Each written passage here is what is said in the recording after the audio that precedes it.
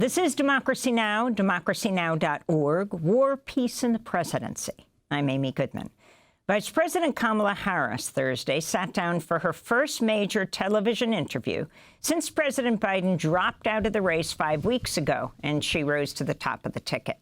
With her running mate, Minnesota Governor Tim Walz, sitting by her side, Harris was interviewed, as he was, by CNN's Dana Bash in a restaurant in Georgia, as Kamala Harris campaigned with Walz through the swing state.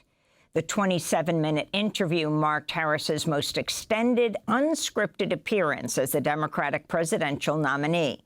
She was asked about some of her changes in policy positions on issues including decriminalizing border crossings and banning fracking. She also faced questions on the economy, U.S. weapons shipments to Israel and its war on Gaza, and more. For the most part, the vice president showed little substantive difference in policy from President Biden. The New York Times summed up the interview saying Harris handled it, quote, without causing herself political harm or providing herself a significant boost, unquote. Today, we'll look at Kamala Harris's policy positions with a roundtable of guests on immigration, Israel-Palestine, the economy, and climate change. We'll begin on immigration and the border. This is CNN's Dana Bash questioning Vice President Harris last night. Another issue, big one, is immigration. As Vice President, you were tasked with addressing the root causes of migration in southern countries and northern part of Central America. The northern part of Central America that affects the southern border of the U.S. During the Biden-Harris administration, there were record numbers of illegal border crossings. Why did the Biden-Harris administration wait 3.5 years to implement sweeping asylum restrictions? Well, first of all, the root causes work that I did as vice president, that I was asked to do by the president, has actually resulted in a number of benefits, including historic investments by American businesses in that region. The number of immigrants coming from that region has actually reduced since we began that work. But I will say this, that Joe Biden and I and our administration worked with members of the United States Congress on an immigration issue that is very significant to the American people and to our security, which is the border.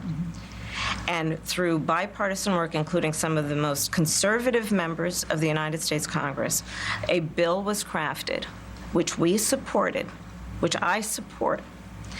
And Donald Trump got word of this bill that would have contributed to securing our border, and because he believes that it would not have helped him politically, he told his folks in Congress, don't put it forward. He killed the bill.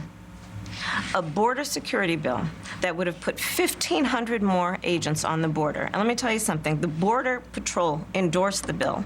And I'm sure in large part because they knew they were working around the clock, and 1,500 more agents would help them. That bill would have allowed us to increase seizures of fentanyl. Ask any community in America that has been devastated by fentanyl what passing that bill would have done to address their concern and a pain that they've experienced. So you would push that legislation again? I just want to ask about... Not only push it, I will make sure that it comes to my desk and I would sign it. Just one other question about something that you said in 2019 when you first ran.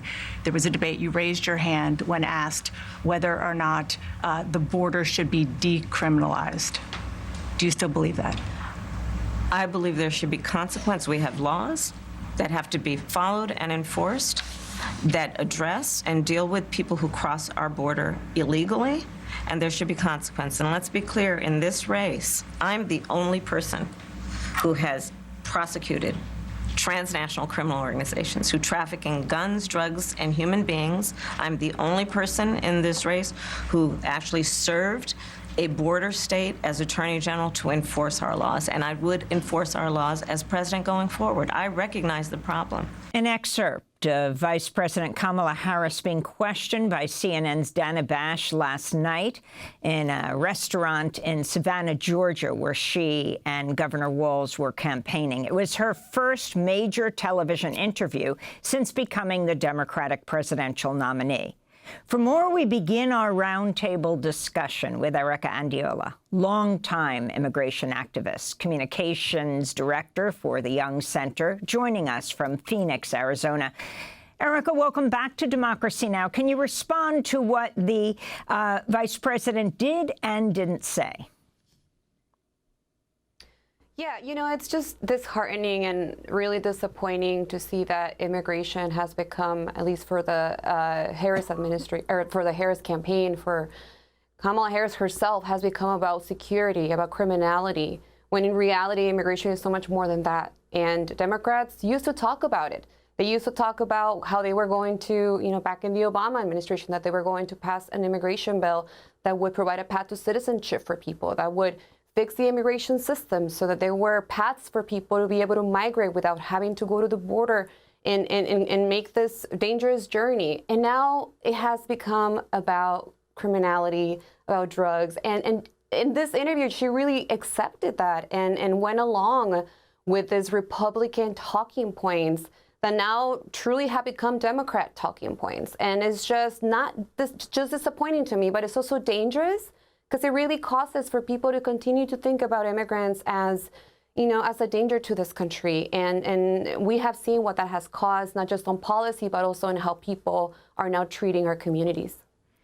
So talk about, well, if you were running for president, what are the humanizing ways you would talk about immigration and new laws that are needed, what exactly comprehensive immigration reform would look like, and also talk about this bill that the Democrats repeatedly attacked Trump on, the one that was really crafted by a conservative Democratic and Republican group in the Senate.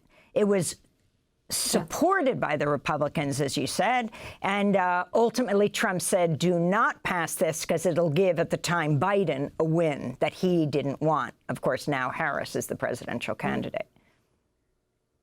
Yeah. I'm going to start with a bill that she and many other Democrats have continuously talked about. It was talked about in the Democratic convention as well, over and over again. This is the border security bill, which honestly, it really is an anti-immigrant bill.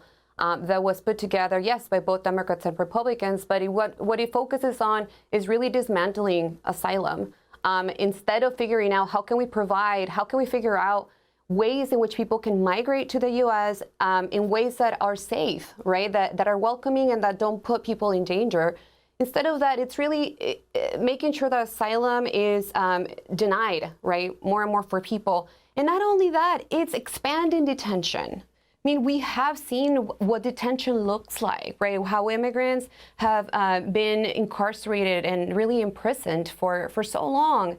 It will also start again family detention centers, right? We have fought against family detention centers for so long because children do not belong in prisons. Children do not belong in these places, yet this bill would do that. And they're not really talking about what that bill would do to cause more harm to the immigrant community. What I will talk about is what the Democrats have promised for years, right, which is providing also a path to citizenship for millions of undocumented people who are now really, like myself, well, I'm not undocumented anymore, but my family is. And what we have provided to this country for so many years is something that is valuable to this nation, that immigrants have provided for many decades. And I wish that the senator, the vice president, would speak about this issue as she was doing it as a senator from California, because she knows about the issue. But again, they are accepting this talking points that Republicans have used, and now she decides to use it for herself, which is, again, disappointing. And I hope that they change that tune, because it is dangerous for the community, for our community in this country. I wanted to ask you about what happened this week. Biden immigration program, Keeping American Families Together, was blocked by Texas Attorney General Ken Paxton and Project 2025 allies, including key family separation figure Stephen Miller, a key figure who continues to be at Trump's side. Yes, it is. unfortunately something that we were celebrating just last week. And we were also hoping that the Harris campaign was really talking about this. That's something that the Biden administration did that was actually good for this country, but also that was popular with voters, right? Providing a path to citizenship really to the spouses of citizens, so people who are American citizens. And unfortunately, what happened this week is that because of this lawsuit that came from Texas, people can still apply. Unfortunately, they will not be able to be processed. And so we are going to have to see how this thing plays out in the courts. Just like DACA, right? A lot of people are waiting to see what happens so that they can have some hope on what's going to happen with their status.